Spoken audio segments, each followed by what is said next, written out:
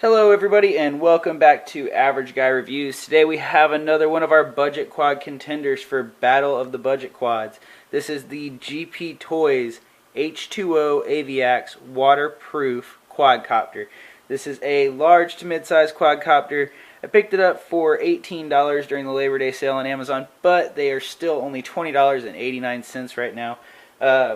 They come in this construction orange here, or I actually got one in silver. We'll see that later.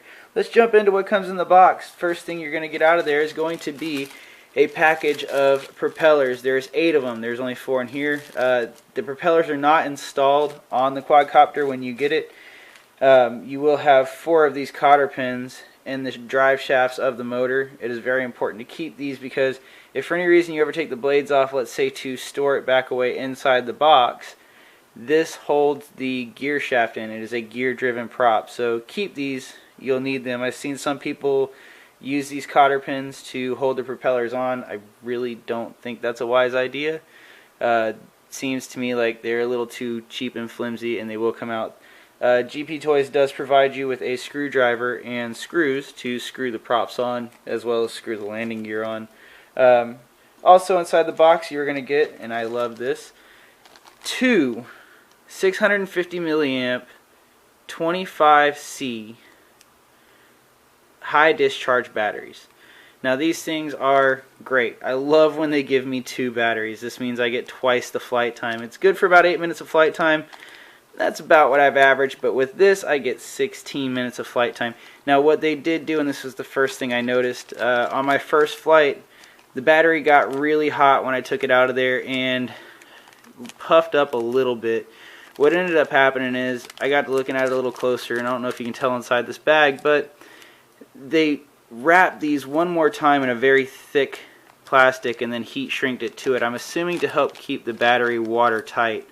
So probably use these batteries if you're going to buy extra. Use these if you're going to fly it into water. I think they've done some extra stuff to make these watertight. Beyond that, you're going to get 4 prop guards. They do screw right onto the quad with the screws already pre-installed in each one of them. You will get a set of landing gear with nice little foam pads on the bottom. I have not installed these on my quads. With the bigger quads I feel a little bit more comfortable flying them around. I'm not going to cruise around inside, so it's not a big deal for me to have the prop guards on or the landing gear because, as you'll see in a minute, the quad's actually fairly well designed. You're also going to get a instruction manual that is in fairly decent English. It seems like there's some proofreading issues on there. Maybe they didn't double check the wording of some things, but it is better than most of these budget quad or Chinese quad instruction manuals. Lots of illustrations, plenty to learn about. There is a headless mode feature and a cruise control feature. Cruise control is new to me. I have yet to entirely figure it out. I'm sure it will only kind of work. Again, you get what you pay for. I paid $20 for a fairly large quad, so I'm not expecting too much out of it. What cruise control is it remembers the last 40 seconds of flight, and it will repeat that, and it says, and I quote, perfectly repeat that when you push the button. I'm assuming if you get any gusts of wind or anything like that, you're probably going to get thrown off course, and I don't know if you're going to be around trees or not, but I fly around a lot of trees, so I'm probably not going to use this feature. But it's good to know if I ever get out around water. It says it's for filming. It does not come with a camera on this model. They do make a model that does come with a camera for $50, and it is a waterproof camera. So if you're interested in the camera quads, check that out. It's on Amazon as well. The controller, which I really do like, is a hobby style controller with a LCD screen on the bottom. The sticks do feel very, very nice. They are very smooth. They spring right back and under a decent amount of tension, so you will have a lot of control over this. Your standard trim buttons here. This does cruise control. This does headless mode. You have 2 shoulder buttons up here that one does flips and one does your rates of speed. This does have 4 rates of speed. Now that's one thing that I've heard a lot of people say is very nice. Me personally, the first rate of speed. It is almost unflyable. It is a 20% rate of speed, and your yaw rate is absolutely horrible. You cannot turn around. Maybe for beginners flying in headless mode, the first rate of speed would work. It doesn't really become flyable for me until the second or third rate of speed. I found my favorite rate of speed to fly in is 3 or 4, depending on the wind conditions. These two buttons here do nothing for this particular model. This is the photo video button for the photo video model. Now, on this model there is an attachment for a camera, so maybe you can buy an extra camera and slap it on the bottom and this button will function.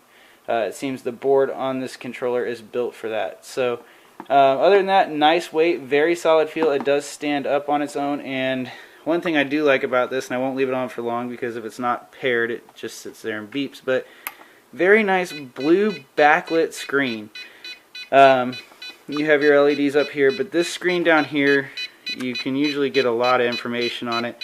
It'll tell you what modes you're flying in, the channel you're operating on, the battery of the remote, throttle positions, and signal. Now, let's go ahead and take a look at this quad. I'm sure if you are in the market for something like this, you've watched plenty of reviews on this, and I want to make this interesting for you, so we are going to do a little project when it comes to this quad.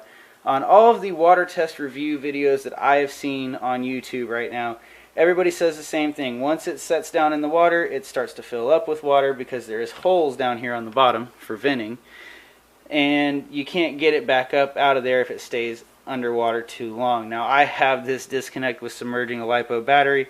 I feel like it's going to cause problems in the future.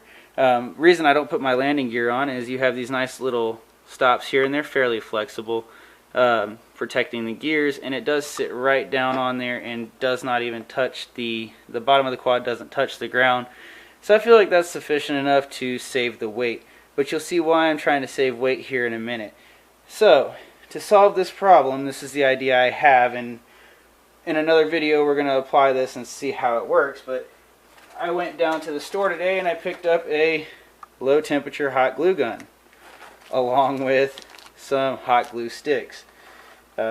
Don't get ahead of me here. This seems to be a good idea. I'm going to tie these on first to make sure it doesn't affect flight too much, but I bought some foam balls. This quad is light enough that one of these sizes of foam balls should make it float if I put them on all 4 spots here, here, and here. So I'm going to see if I can't hot glue some of these on here and make this quad float so that I can land in the water indefinitely and take right back off. It does have plenty of power. I cannot stop this thing from climbing when I'm out there flying it. It just wants to go up. So if you do get one of these, be aware of these the first time you fly it, that it is very, very touchy. It likes to go high, and it does go up fairly quick. It's got some good throttle punches, but we'll check that out in the flight video. Other than that, very stable quad to fly. It does take some getting used to. It does not fly to me like my average quad that I have. It is a little bit bigger than your SEMA X5C. Not by much, but if you compare them directly, even the motor pods do come out a little further. The props are a little bit bigger. Other than that, let's go ahead and hop on over to the flight video and stay tuned and subscribe to see the video of me gluing the foam balls on here and seeing if we can float this thing in the water.